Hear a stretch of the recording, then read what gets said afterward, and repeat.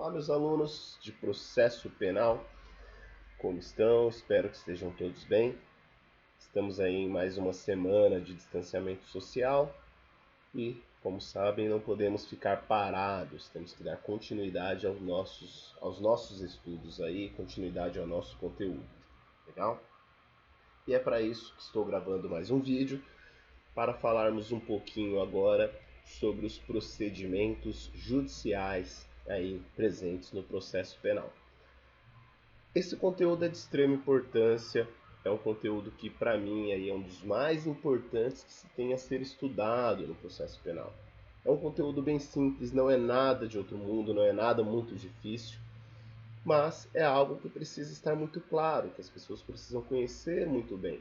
Para se atuar no direito criminal aí, é necessário entender os procedimentos, tá?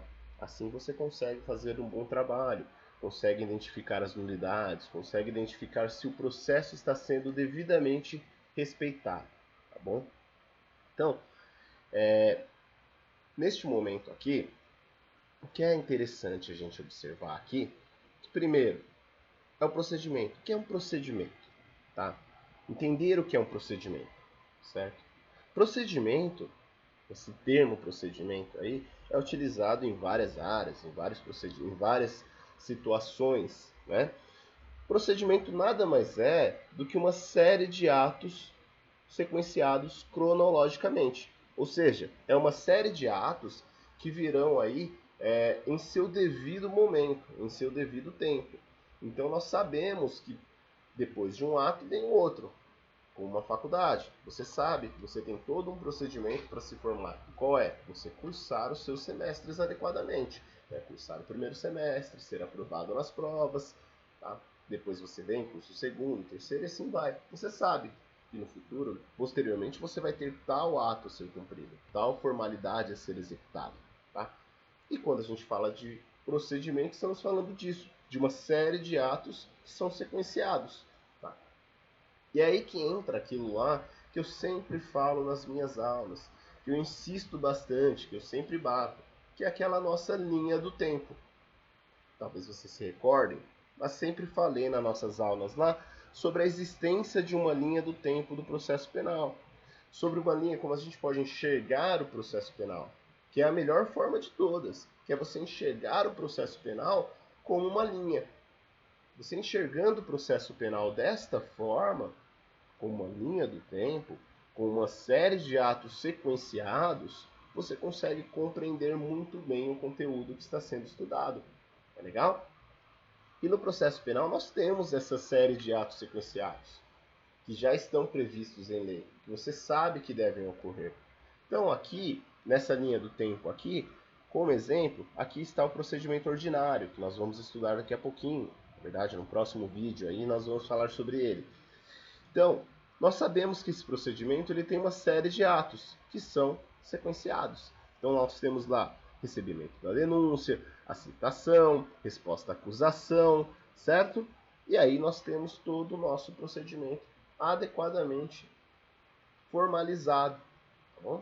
Então, procedimento nada mais é do que uma série de atos aí que são sequenciados cronologicamente. Legal? E procedimento existem de diversas formas, como eu já disse, como eu já citei. E para interesse do direito, principalmente para o direito penal, nós temos aí os procedimentos extrajudiciais, que vocês já estudaram um deles, que é o inquérito policial, que já estudaram bastante, né? Que nada mais é do que um procedimento administrativo. Se recordam que o inquérito policial ele tem uma sequência de atos que devem ser seguidos, que devem ser devidamente cumpridos? Então, funciona dessa forma. É um procedimento. Qual procedimento? Procedimento extrajudicial de inquérito policial.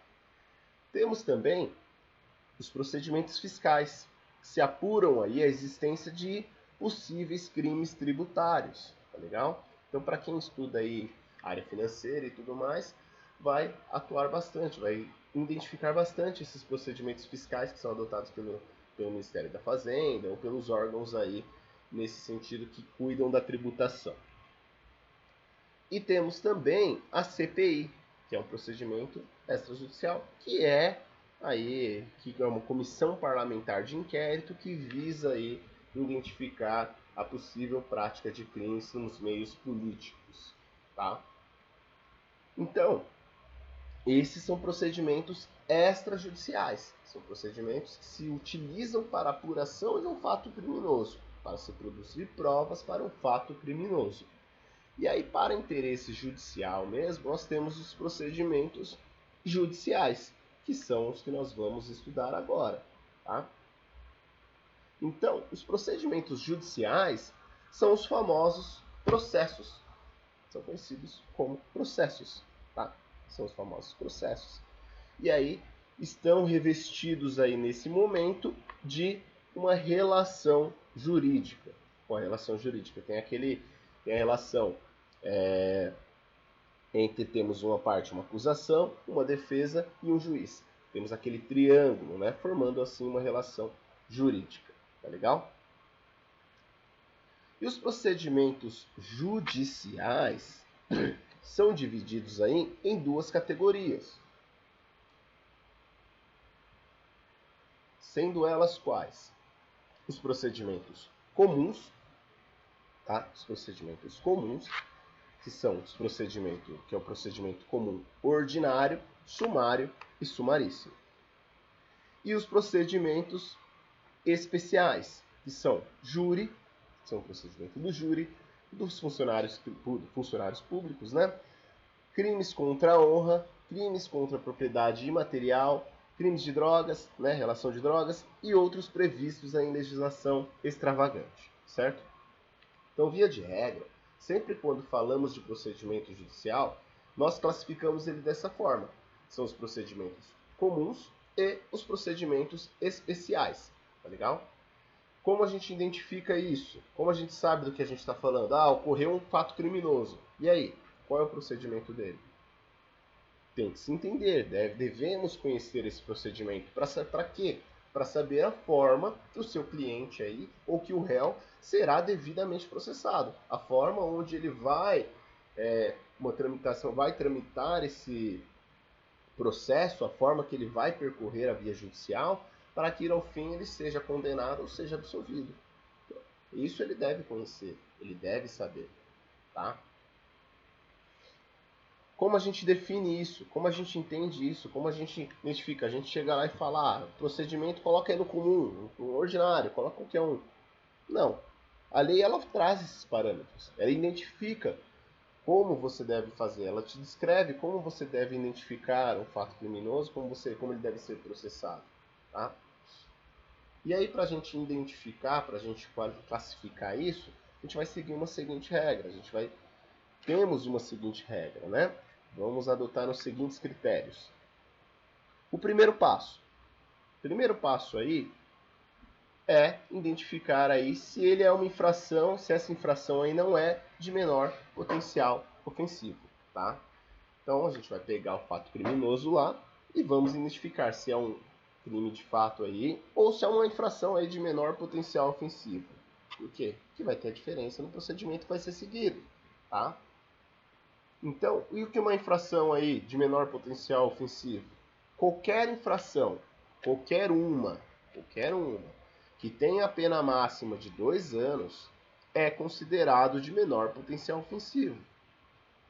Então, se nós temos um crime e a pena dele é de 6 meses, por exemplo, pena máxima de 6 meses, estamos falando de um crime de menor potencial ofensivo.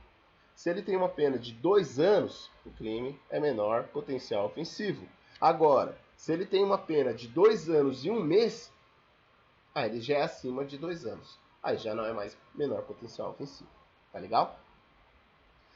E todos os crimes que estão aí nessa categoria de menor potencial ofensivo, têm um procedimento próprio. Eles adotam um procedimento próprio, que é um procedimento comum, certo? Mas é o procedimento aí sumaríssimo, tá? Então todo crime que for abaixo de 2 anos é sumaríssimo, tá? Então esses casos vai seguir uma lei especial. Qual lei? A Lei dos Juizados Especiais Criminais, Lei 9.099 de 95. Então todos os crimes com menos de 2 anos de pena máxima, irão seguir o procedimento sumaríssimo.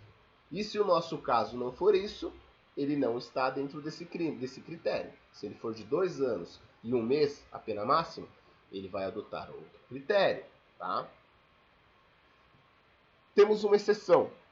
No direito sempre temos as exceções, né? Sempre temos exceções.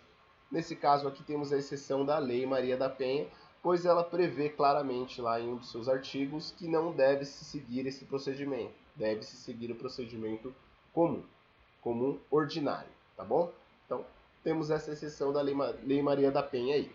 Mesmo que seja um crime menor, mas se enquadrar na Lei Maria da Penha, ele vai aí seguir um outro procedimento, tá?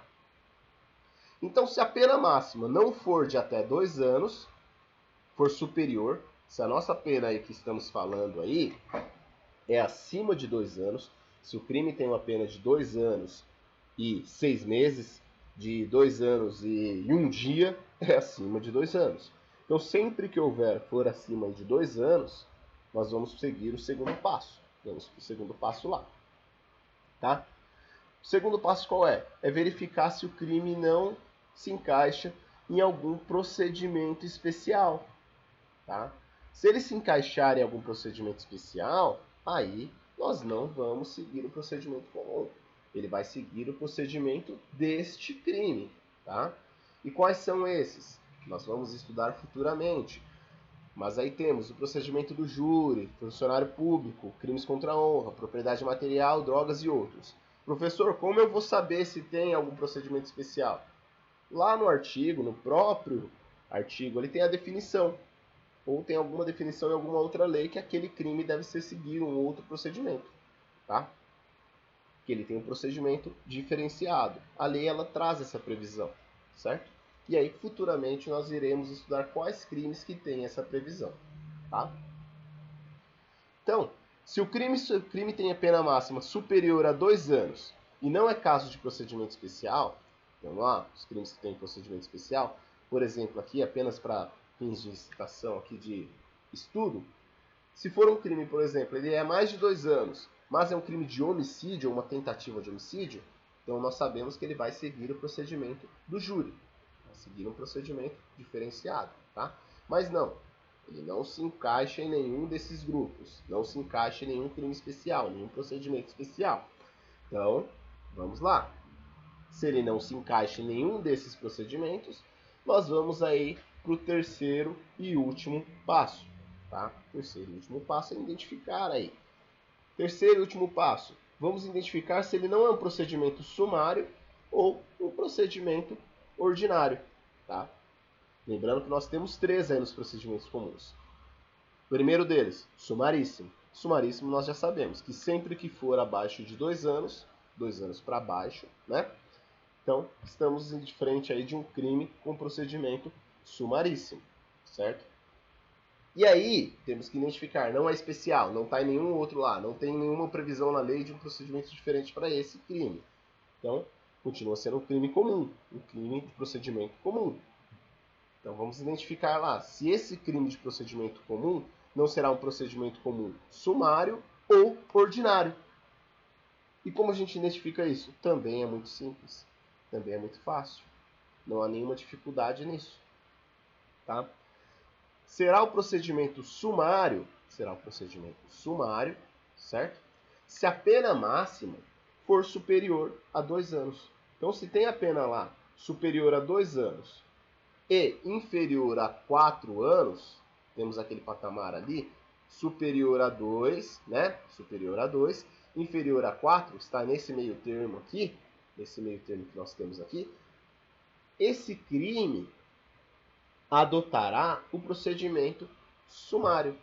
Então, ele tem atos, via de regra, mais céleres, né? Então, ele tem um procedimento sumário, ele economiza alguns atos para que ele seja mais célere, que ele ocorra de uma forma mais rápida. Para quê? Para que o Estado cumpra a sua pretensão punitiva de uma forma mais célere para crimes menos graves, de crimes nesses patamares.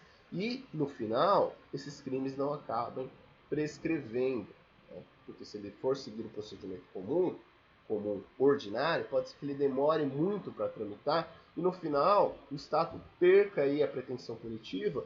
Por quê? Porque deu a prescrição do crime. Demorou demais para dar uma resposta para a sociedade e o agente não pode ser mais punido.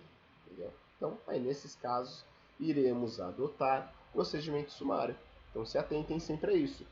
A pena lá máxima ela é superior a 2 anos, mas é inferior a 4 anos. Então, temos a pena máxima ali de 3 anos e 6 meses. Será um procedimento sumário, certo?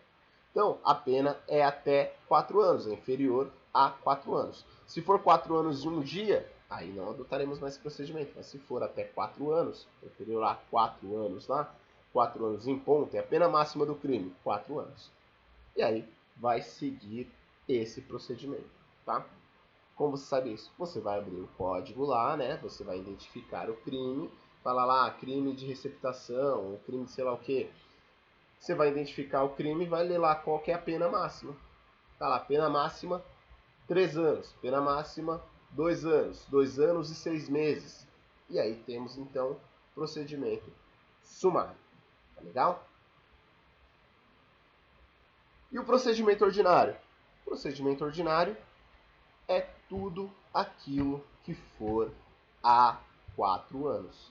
Então, passou de 4 anos e 1 dia é procedimento ordinário, certo? Desde que não esteja prevista, é claro, em outra lei. Mas tudo que for acima de 4 anos, passou dos 4 anos lá, nós temos aí um procedimento ordinário, tá? Procedimento ordinário, certo?